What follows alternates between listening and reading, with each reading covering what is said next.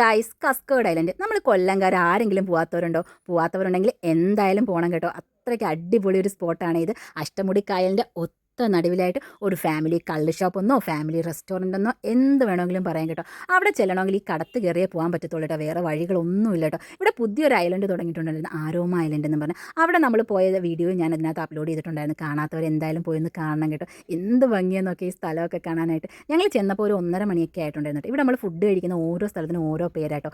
ഭാരതപ്പുഴ, വേമ്പനാട്ട് കായൽ, ഇങ്ങനെ നമ്മൾ ആദ്യമേ ഇവിടെ ആട്ടോ ഇരുന്നത്. പിന്നെ ഞങ്ങൾ കുറച്ച് പേര് ഉള്ളതുകൊണ്ട് സ്ഥലം കൺജസ്റ്റ് ആയിട്ട് നമ്മൾ മുകളിൽ പോയിട്ടുണ്ടായിരുന്നു കേട്ടോ. നല്ല വ്യൂ കേട്ടോ. മുകളിൽ പോയി എന്ത് നോക്കിയാൽ ഫുള്ളും ചുറ്റിനും കായലല്ലേ. നമ്മൾ ചെന്നപ്പം കാന്താരിക്കള്ള്, മുന്തിരിക്കള്ള് ഇതൊക്കെ കൊണ്ടുവച്ചിട്ടുണ്ടായിരുന്നു കേട്ടോ.